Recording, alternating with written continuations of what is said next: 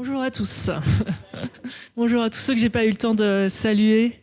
Soyez vraiment les bienvenus dans la maison de Dieu. Et le Père vraiment vous accueille avec les bras grands ouverts. Vraiment, vraiment. Alors quand on réfléchit à qui est Dieu, on ne peut que s'émerveiller de qui il est.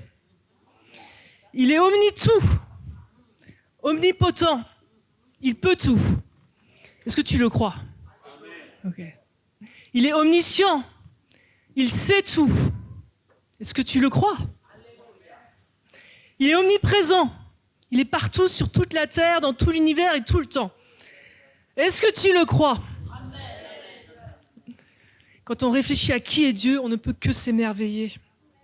Est-ce que tu crois que Dieu est présent au milieu de nous ce matin? Est-ce que, réfléchis bien à la question, est-ce que tu sens la présence de Dieu au milieu de nous ce matin? Je vais reposer la question, mais réfléchis bien et réponds honnêtement, sincèrement. Est-ce que là, tout de suite, est-ce que tu ressens la présence de Dieu ce matin? Ok. Est-ce qu'il y a quelqu'un qui oserait dire, parce qu'il n'y a pas de honte, est-ce que quelqu'un oserait dire, là, je ne ressens pas la présence de Dieu? Je ne sais pas si quelqu'un va oser. Ok, si on est honnête, honnêtement là, restez avec moi. Si on est honnête, est-ce qu'il n'y a pas des fois dans des cultes où tu ressens pas la présence de Dieu? Vous voyez la chaleur, ça arrive, on est d'accord. Merci pour l'honnêteté. Ça arrive qu'on ne ressent pas la présence de Dieu. Mais est-ce que ça veut dire que Dieu n'est pas là? D'accord. Dieu est toujours là, Dieu est omniprésent, il est toujours là. Mais il se peut que des fois tu ne ressentes pas la présence de Dieu. Il n'y a pas de honte à avoir. Ce n'est pas un manque de foi. C'est juste que des fois Dieu manifeste sa présence ou pas. Et gloire à Dieu quand il manifeste sa présence. Donc il n'y a pas de problème à dire des fois là, Seigneur, je ne sens pas ta présence, mais je sais que tu es là. Est-ce que, j'ai plein de questions pour vous ce matin, est-ce que tu t'es déjà senti abandonné par tes amis, par tes proches, justement à un moment où tu avais absolument besoin d'être entouré? C'est déjà arrivé? Merci, je ne suis pas la seule à avoir vécu ça. Ok, est-ce que maintenant ça t'est déjà arrivé de te sentir abandonné par Dieu dans une situation où vraiment tu avais vraiment besoin de Dieu et tu te sens abandonné par Dieu? Yes. Et donc vous avez déjà ressenti ça? Ok, vous avez déjà ressenti ça, ça me rassure. Je ne suis pas la seule. C'est pas parce que tu te sens abandonné par Dieu que Dieu t'a abandonné. Dieu est toujours là, même lorsque tu ne le ressens pas. Il est toujours présent, même si tu ne le sens pas. Et ça sera le titre de mon message ce matin. Tu te sens abandonné, mais Dieu est là. Tu te sens abandonné, mais Dieu est vraiment là. Et Jésus a expérimenté l'abandon par les hommes et même l'abandon par Dieu. Et on va lire ce passage. C'est quand Jésus il est crucifié.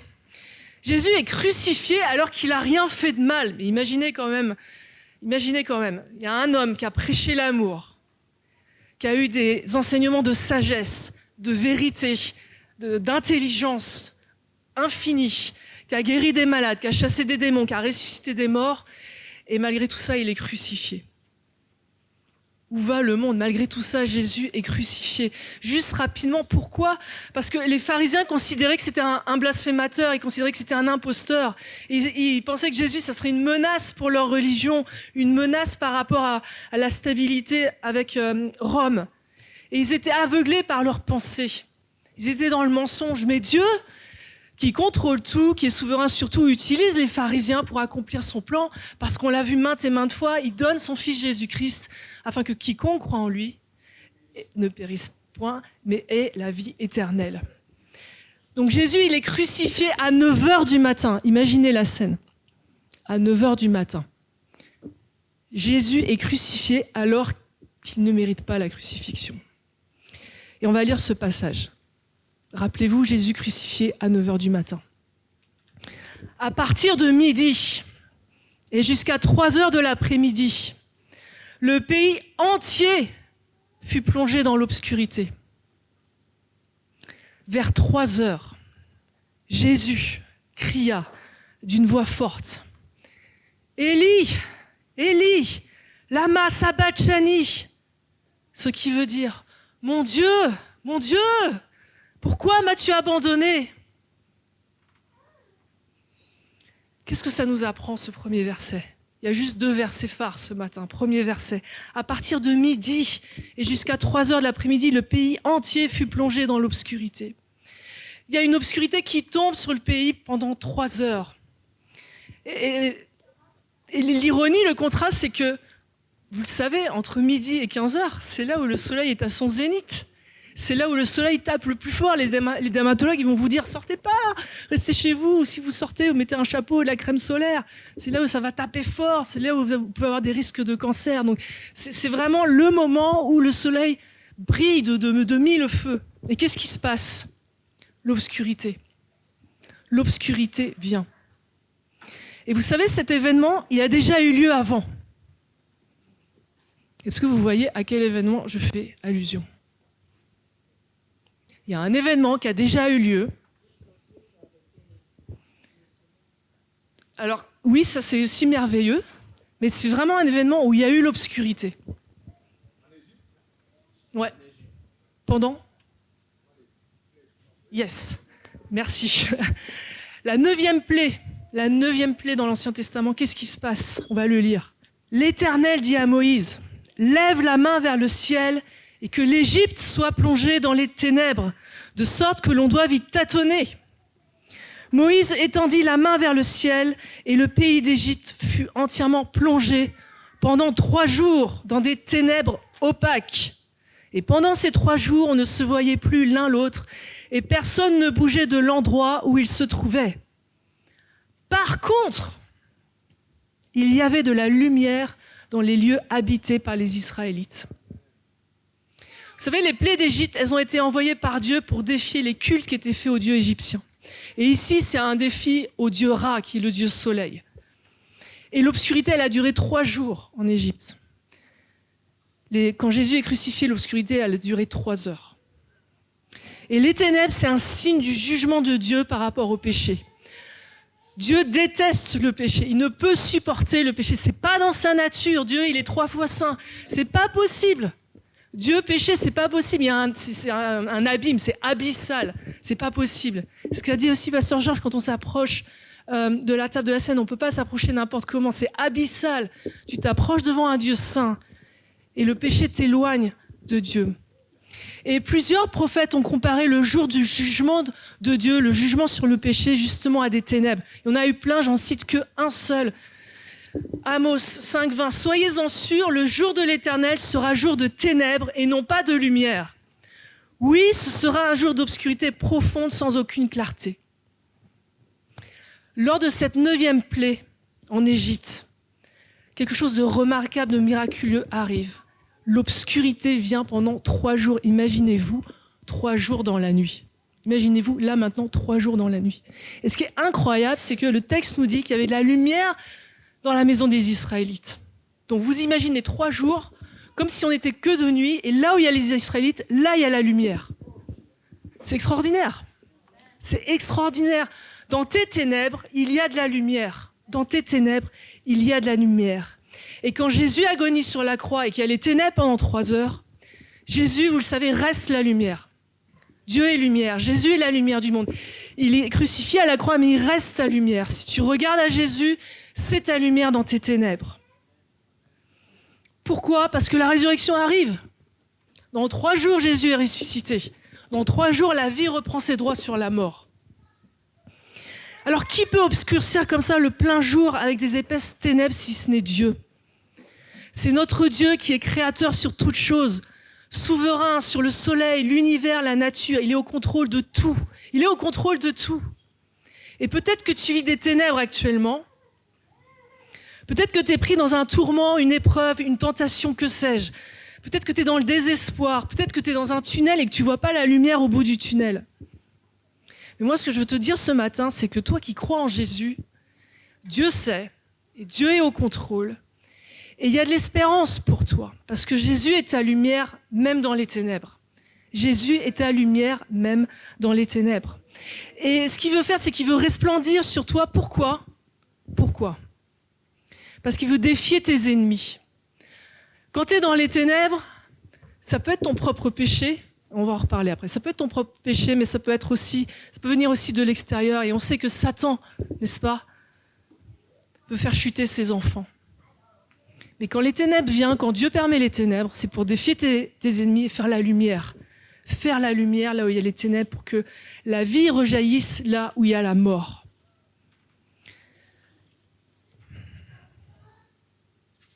Peut-être que tu peux avoir, même chrétien, des pensées de mort. C'est possible. Vous savez pourquoi c'est possible ? Vous savez pourquoi c'est possible ? Parce qu'on a des exemples dans la Bible qui nous montrent que c'est possible. Il y a des gens, des hommes de Dieu qui ont souhaité la mort. Il y a Élisée qui a souhaité la mort, étonnamment. Il y a Jonas qui a souhaité la mort aussi. Il y a Job aussi qui a maudit le jour où il est né. Des fois, on juge facilement. Un chrétien ne devrait pas avoir des pensées suicidaires. Un chrétien ne devrait pas avoir envie de mourir. Et on est d'accord dans l'absolu, évidemment. Mais l'exemple dans la Bible nous montre qu'il y a des gens qui ont souhaité mourir. Et ça fait partie du chemin, ça fait partie de la marche, et ça peut être difficile. Donc il n'y a pas de honte ni de culpabilité à ressentir ça.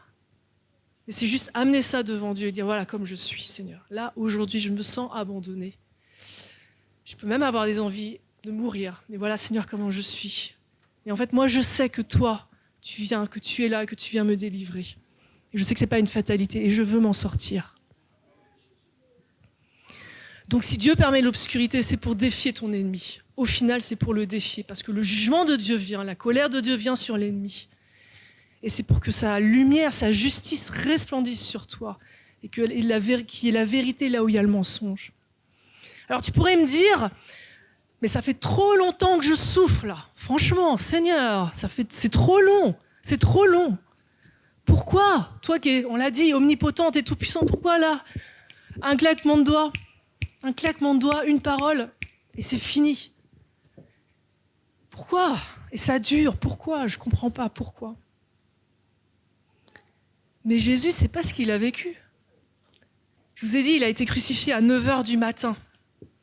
Et on estime environ qu'il est resté 6 heures sur la croix. Et c'est à 15h, il remet son esprit entre les mains de Dieu. Ça a duré 6 heures. 6 heures le calvaire. Vous le savez, 6 heures sur la croix, vous le savez, on sait que c'est la mort la plus atroce qu'il y avait dans l'Antiquité. Même la personne qui était crucifiée, qui devait prendre son souffle, pour pouvoir prendre son souffle, il devait appuyer sur ses pieds, mais les pieds étaient crucifiés. Et il devait faire aussi un effort avec les coudes, qui étaient aussi crucifiés. Donc même respirer, prendre un appel d'air, c'était souffrant, en fait. Et vous savez, Jésus, il a été fouetté dans le dos. Et quand on dit fouetté, c'est fouetté avec des morceaux d'os, et ça a arraché la peau. Et son dos était contre le bois de la croix. Donc même respirer, tout était souffrant. Tout était souffrant. Et ça a duré 6 heures. Mais Seigneur, pourquoi 6 heures ? Tu peux tout. Pourquoi ça dure 6 heures ? Et Ésaïe l'a prophétisé, il l'a dit. Il parle de Jésus, un homme de douleur, habitué à la souffrance. Seigneur, pourquoi m'as-tu abandonné ? Ça s'arrête quand ? Pourquoi ? Et si Jésus a autant souffert sur la croix, c'est pour montrer l'horreur du péché, du mal qui fait souffrir et qui fait mourir. Parce que le salaire du péché, c'est la mort, vous le savez, Paul nous le dit, le salaire du péché, c'est la mort. C'est pour ça, soyons sérieux. Je redis ce qu'a dit le pasteur Georges là pour la scène, soyons sérieux. C'est pas rien. Parce que 1, le péché, ça fait souffrir. Et 2, ça amène à la mort. Le péché de l'autre te fait souffrir. Ton propre péché te fait souffrir. Et ton propre péché te mène à la mort. Mais la bonne nouvelle, c'est que quand Jésus ressuscite, il va rétablir notre relation avec Dieu. Et on le sait, c'est pour nous donner cette vie éternelle. Ça, c'est l'espérance. Après cette souffrance, il y a l'espérance de la vie éternelle.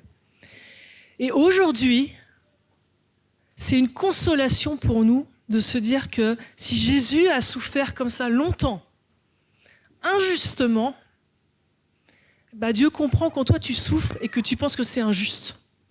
Parce qu'il l'a vécu. Jésus a vécu la même chose. Il a pris le mal et la souffrance de chaque être humain, passé, présent, futur. Donc ça représente, imaginez-vous, des milliards et des milliards de mal, de souffrances subies ou commis.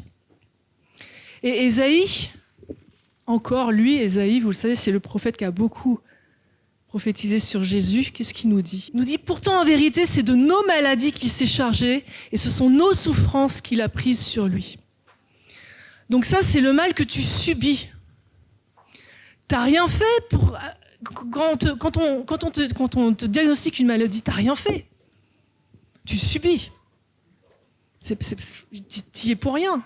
Quand il y a un accident qui vient, à moins que t'aies bu et que t'étais sous stupéfiant, mais s'il y a quelqu'un qui fonce sur ta voiture, tu subis le mal, tu subis la souffrance. Perdre quelqu'un, un être cher, tu subis la souffrance, tu subis le chagrin. Si tes parents ont été violents avec toi, que ce soit physiquement, verbalement, psychologiquement, tout ça, tu subis. T'es un enfant, t'as rien demandé au monde. Tu subis le mal, tu subis la souffrance. Ça, c'est le mal que tu subis. Et le mal que tu subis, Jésus l'a pris à la croix. Et après, il nous est dit, mais c'est pour nos péchés qu'il a été percé, c'est pour nos fautes qu'il a été brisé. Ça, c'est le mal que tu commets. C'est ce que tu fais toi. C'est quand tu reconnais que tu fais le mal. Oui, ça m'arrive de mentir. Oui, je peux être jaloux. Oui, je peux être envieux. Oui, parfois je me mets en colère. Oui, je peux être orgueilleux et je me sens meilleur que les autres. Ça, c'est vraiment le péché que toi, tu commets. Donc toi qui souffres aujourd'hui, peut-être injustement, parce que tu sais que tu es juste devant Dieu, moi je veux juste te dire que Jésus, il te comprend parfaitement, parce que lui-même a souffert injustement. Et il sait, parce que je l'ai dit en introduction, il est omniscient, il sait exactement ce que tu endures et pourquoi tu l'endures. Mais le fait que Jésus ressuscite, c'est la promesse qu'il y aura une fin à cette souffrance et qu'il y a un chemin de sortie que Dieu prépare. Ça, c'est la promesse pour toi. Je voudrais juste vous raconter une histoire qui m'est arrivée quand j'étais au collège. Ça remonte. Je ne dirais pas combien de temps ça fait, mais ça remonte. J'étais en 5e. Et en fait, on venait de déménager avec mes parents. Et c'était hyper dur pour moi parce qu'en 6e, j'avais fait une super année. J'avais des copains chrétiens en plus. J'avais des copains chrétiens dans ma classe. C'était assez extraordinaire. C'était une super année. J'arrive en 5e. J'ai du mal à me faire de nouveaux amis. Et je suis très, très solitaire. Très, très solitaire. Et à un moment donné, il y a un groupe de filles, de mémoire, elles étaient 4-5. Et je ne sais pas pourquoi elles me prennent à partie. Elles me retrouvent dans la cour du collège. Elles m'encerclent. Elles se moquent de moi. Alors, honnêtement, je ne sais plus pourquoi, mais je me souviens très bien que c'était méchant. Elles se moquent de moi et puis elles me bousculent un peu. Voilà. Et donc ça, c'est régulièrement comme ça. Une fois, je me retrouve dans le couloir du collège. Et là, ce même groupe de filles, pareil. Elles arrivent, elles m'encerclent. Et là, cette fois-ci, j'ai vraiment peur. Parce qu'en fait, elles sont très, très proches de moi. Vraiment, j'ai vraiment peur. Je me dis, oh, qu'est-ce qui se passe là ? Et puis, pareil, elles commencent un peu à me bousculer, etc. C'est la première fois que j'ai peur. À cette époque-là, je crois en Dieu. J'ai donné ma vie à Dieu. J'ai tellement peur que là, dans mon fort intérieur, je fais « Jésus ! Jésus !» Et là, à ce moment-là, quasiment tout de suite après, il y a la CPE. Donc CPE, c'est la conseillère principale d'éducation, merci. La CPE sort, elle voit la scène, elle engueule les filles. Laissez-la tranquille, vous arrêtez tout de suite ça maintenant. Les filles se dispersent. Et à partir de là, plus jamais elles m'ont embêté. plus jamais à m'embêter. Et là, je me suis sentie seule face à ce groupe de filles. Vraiment. Et il y avait la peur. Mais en fait, il y avait quelqu'un. Il y avait la CPE dans son bureau, qui était quand même là, et qui était prête à sortir. Et quand elle est sortie, elle a sifflé la fin de la récré, elle dit « Maintenant, ça suffit ». Et là, ça s'est complètement arrêté. Et c'est un peu comme ça quand on se sent abandonné de Dieu. T'es seul.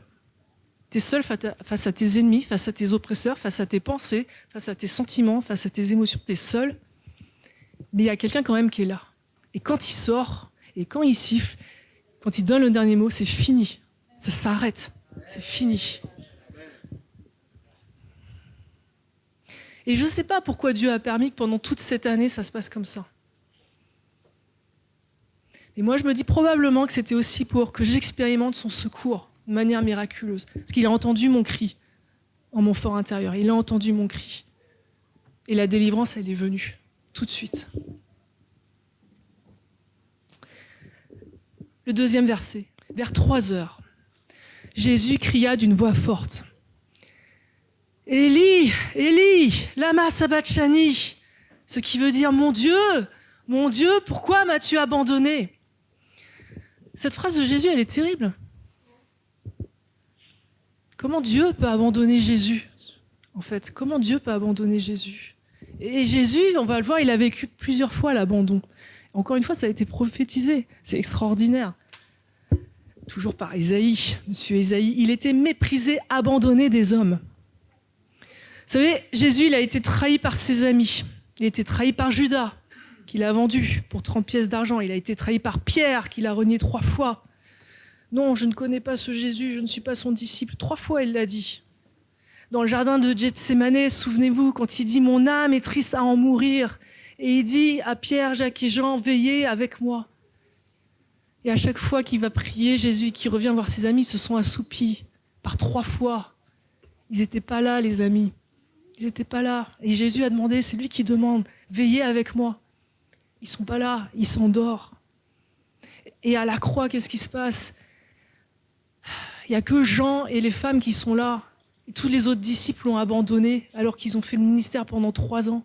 Et il a été abandonné au pire moment de sa vie, à la crucifixion, là où il y a la douleur extrême. Au pire moment de sa vie, Jésus est abandonné. C'est déjà terrible, on est d'accord, de se sentir abandonné par ses amis, là où tu les attends le plus. Déjà, ça fait mal. Ça fait mal. Mais qu'est-ce qui se passe quand tu te sens abandonné par Dieu?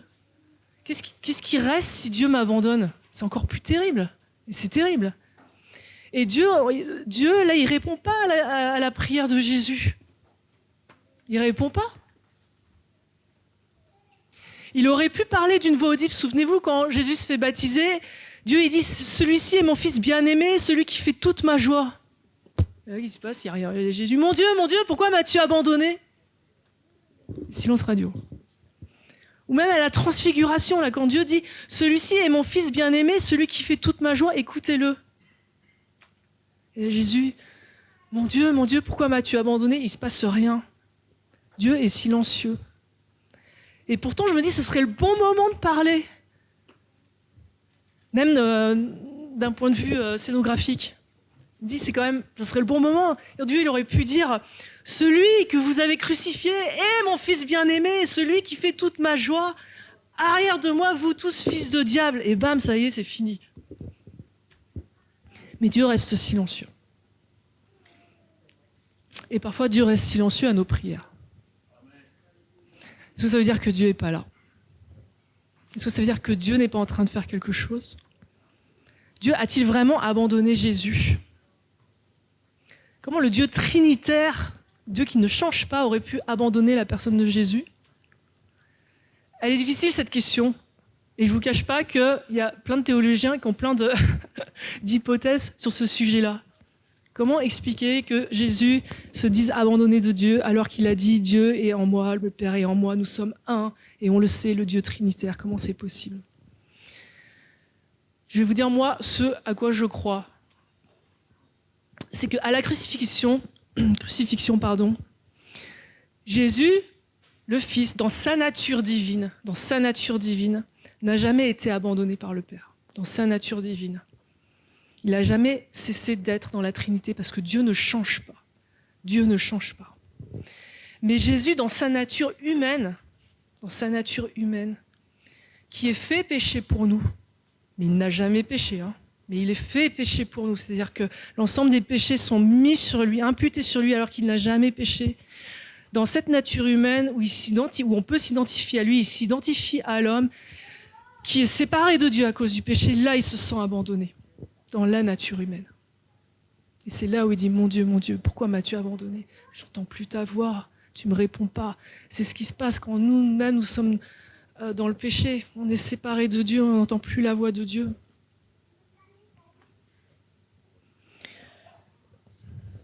Donc dans sa nature humaine, Jésus ressent qu'il est abandonné. Et ce qu'il ressent est vrai. Mais dans sa nature divine, Dieu n'a pas abandonné son Fils. Et c'est une tension à avoir dans nos propres vies. Tu ressens des choses, tu vois des choses, et tu sais que ce n'est pas la vérité absolue. Il y a une tension, mais les deux, quelque part, sont vrais en même temps. Mais tu es appelé à vivre la vérité divine, au final. C'est ça où tu es appelé. Vous savez, Jésus il connaissait parfaitement les Écritures. Et ce qui est incroyable, c'est quand il dit « Mon Dieu, pourquoi m'as-tu abandonné ?» En fait, qu'est-ce qu'il dit? Il dit une prière de David qui a été faite 1000 ans avant. Je trouve ça extraordinaire. Dans le psaume de David. Qu'est-ce que dit David? Mon Dieu, pourquoi m'as-tu abandonné? C'est ce que dit David. Mon Dieu, pourquoi m'as-tu abandonné? Tu restes loin. Tu ne viens pas me secourir malgré toutes mes plaintes. Mon Dieu, le jour, j'appelle, mais tu ne réponds pas. La nuit, je crie sans trouver le repos. Et qu'est-ce que va dire David à la fin du psaume? Je ne vais pas tout lire, mais c'est juste que vous voyez le changement au niveau du psaume. Car il n'a ni mépris ni dédain pour les peines du misérable, et il ne lui cache point sa face. Mais il écoute quand il crie à lui. Donc David, il vit cette tension. Au début de psaume, il dit « Mon Dieu, pourquoi m'as-tu abandonné? T'es pas là, je te parle, tu me réponds pas. » Et après, qu'est-ce qu'il va dire? « Mais je sais que tu vois ma peine, tu sais ma peine, et qu'en fait tu ne caches point ta face, et que tu m'écoutes quand je crie à toi. » Il vit cette tension-là. Jésus, vous le savez, mais je le redis, il savait qu'il allait ressusciter. D'accord, il l'avait annoncé à ses disciples. Il savait qu'il allait retrouver la gloire qu'il avait perdue.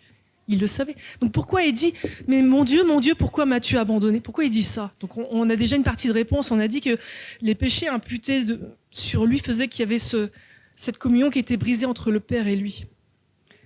Mais humainement parlant, pourquoi il dit « Mon Dieu, pourquoi m'as-tu abandonné ?» Jésus, on est d'accord, il a toujours gardé la foi. Il savait qu'il allait ressusciter. Il savait que Dieu allait intervenir. Il le savait. Mais ça fait 6 heures qu'il souffre à la croix. Imaginez-vous. Ça fait 6 heures. Là, il faut juste raisonner humainement parlant. Grosso modo, Jésus dit, mais Seigneur, pourquoi tu me laisses autant souffrir? Quand est-ce que ça va s'arrêter? Quand vas-tu me délivrer? Pourquoi tu ne me réponds pas quand... C'est juste humain, là. Qu'est-ce qui se passe? C'est pas un cri d'ultime désespoir sans aucune espérance. C'est un cri pour être délivré rapidement de cette souffrance physique, psychologique, spirituelle. C'est un cri pour hâter la délivrance. Seigneur, mon Dieu, limite, reprends-moi, que ça s'arrête, que je ressuscite et qu'on passe à autre chose. C'est ça, en fait. C'est un cri pour hâter la délivrance. Un cri pour hâter la délivrance. Vous savez, on a parlé de l'obscurité pour la 9e plaie d'Égypte. Qu'est-ce qui se passe après la 10e plaie? Qu'est-ce qui se passe? C'est le fléau de la mort, vous savez. Les Israélites, ils vont sacrifier un agneau, ils vont mettre du sang sur les linteaux et ils vont passer outre. Ça préfigure, vous le savez, le sacrifice de Jésus à la croix, qui vainc la mort. Et si le sang de Jésus est sur toi, la mort n'a plus de pouvoir sur toi, tu as la vie éternelle. Et après, il y a la libération. le peuple est libéré de l'esclavage en Égypte. Et de même, après les ténèbres, donc Jésus meurt, nous sauve de nos péchés. Et Dieu le Père, avec le Saint-Esprit, il ne s'est pas tourné les pouces pendant ce temps-là. Il prépare la résurrection. Il prépare la résurrection à venir. Et Jésus sort du tombeau le 3e jour. Donc c'est pas parce que tu peux te sentir parfois abandonné que Dieu a caché sa face. Parce que David nous le dit, il n'a ni mépris ni dédain pour les peines du misérable. Même si tu penses que Dieu t'a abandonné, qu'il ne répond pas, qu'il est silencieux, la parole nous dit, il n'a ni mépris ni dédain pour les peines du misérable. Il ne lui cache point sa face, mais il l'écoute quand il crie à toi. Même si tu penses qu'il ne te répond pas, il t'écoute, il voit, il sait, il ressent la souffrance, il sait pourquoi. Et donc c'est légitime de pouvoir dire à Dieu, Seigneur, je me sens abandonné de toi. Parce que David et Jésus l'ont fait. Mais ils l'ont fait avec la foi que la délivrance allait arriver. Et c'est cette tension-là qu'on peut avoir, d'être vrai devant Dieu, de dire Seigneur, je ne comprends pas, je ne suis pas bien. Limite, j'ai envie de mourir. Je pourrais même dire ça, comme d'autres personnes l'ont dit. Mais en même temps, je sais qu'il y a la délivrance à venir, que tu sauves, que tu arrêtes les souffrances, qu'il y a la résurrection à venir. Peut-être que tu te sens abandonné. Et justement, à un moment où tu as vraiment besoin d'être entouré, et pourtant tu es abandonné, et peut-être que c'est la même chose avec Dieu. Et tu aurais le droit de dire, Seigneur, pourquoi tu me laisses autant souffrir? Quand est-ce que ça va s'arrêter? Quand vas-tu me délivrer? Pourquoi tu ne me parles pas en ce moment? Tu pourrais dire tout ça.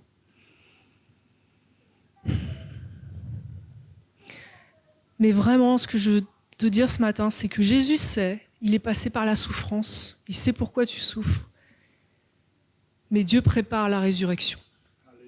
Dieu prépare la résurrection. Même quand on ne le sent pas, même quand on ne le voit pas, Dieu prépare la sortie d'Égypte.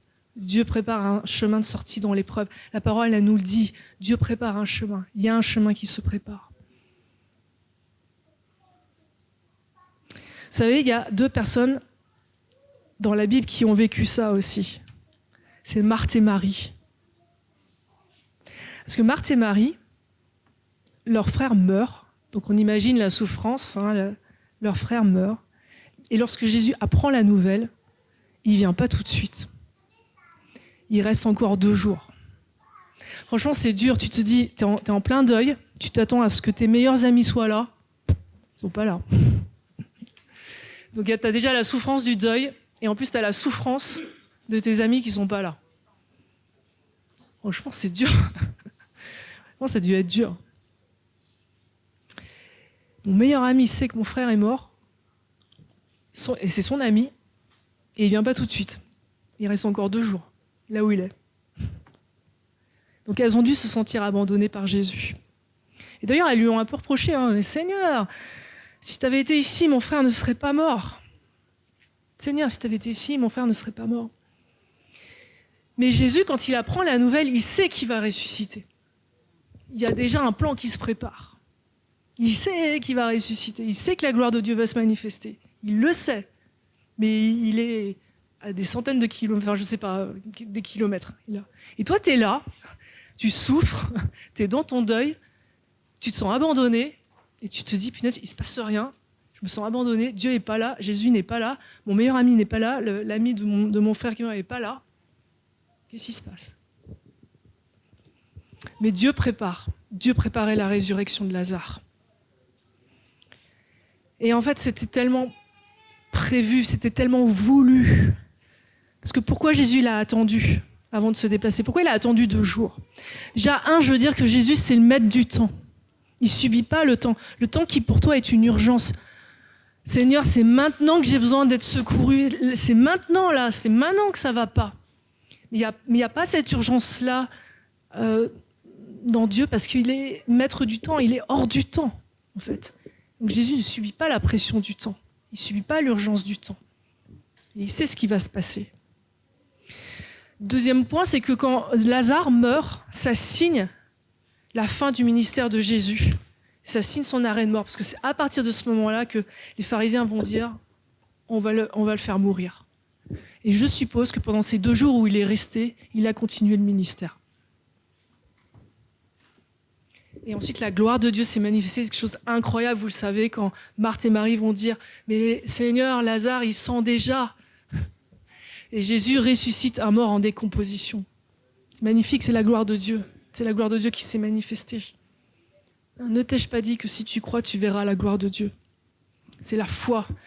C'est la foi qui est mise à l'épreuve. Parce que l'attente éprouve notre foi. L'attente dans la foi, sans douter, sans se rebeller contre Dieu, malgré la souffrance, malgré le désespoir, l'attente de la foi et de la gloire de Dieu à venir, de l'espérance, de la délivrance, ça glorifie Dieu. Ça a glorifié Dieu.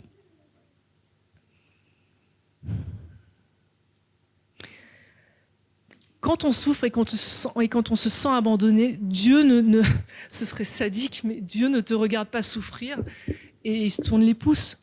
Vous imaginez? C'est pas possible ça. Tu vois, déjà quand tu vois quelqu'un qui pleure, t'as juste envie de le réconforter ou tu vas pleurer toi-même. Mais c'est inimaginable de se dire que Dieu te voit souffrir et il fait rien. Non, Dieu fait, Dieu agit, Dieu prépare une délivrance, Dieu prépare une sortie. C'est sûr et certain, et c'est la foi qu'il faut faire marcher à ce moment-là. Vous savez, je reprends cet exemple là, que je vous ai dit là, face à ce groupe de filles qui me harcelaient, où je me sentais vraiment seule. Mais il y avait cette CPE dans son bureau qui était prête à sortir et de siffler la fin.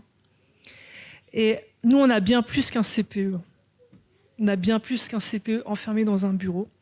On a un Dieu qui est partout. Il est omniprésent et il a, écoutez-moi bien, il a littéralement un œil sur chaque être humain. Mais littéralement. Il sait exactement où tu es, quand tu es. Il te repère. Te repère. Tu es localisé à tout moment. Il connaît ton adresse à tout moment. Et il connaît l'adresse quand tu souffres, et il connaît l'adresse de celui qui te fait souffrir. Et quand je dis celui, ça peut être un être humain, mais ça peut être des pensées, ça peut être de l'oppression, ça peut être tout ce que tu veux. Mais il sait, il voit. C'est localisé. Il n'y a rien qui lui échappe. Rien qui lui échappe. Et on sait qu'il est omniscient, donc il sait tout. Il sait le pourquoi, le comment. Il sait. Il est omniprésent, il est omniscient et il est omnipotent. Il peut tout faire. Mais je ne vais pas te mentir, des fois ça se fait avec un claquement de doigts, mais des fois non. Mais c'est la souveraineté de Dieu. Et si Jésus a choisi de rester 2 jours de plus, c'est pas délivrer tout de suite Lazare, c'est qu'il y avait à faire pour la gloire de Dieu. Et l'attente, elle est pour la gloire de Dieu. Elle est pour la gloire de Dieu. Dès lors que tu te rebelles pas contre Dieu, tu mets en marche ta foi, tout en étant sincère, en disant « mais oui, je suis pas bien, mais je suis sincère, j'ai quand même la foi ». Tu gardes cette tension-là, et là, tu es sur la bonne voie. Et là, Dieu va agir. Et là, Dieu va faire resplendir la lumière dans tes ténèbres. Donc peut-être tu te sens abandonné, mais Dieu est bel et bien là, et il prépare ta sortie d'épreuve.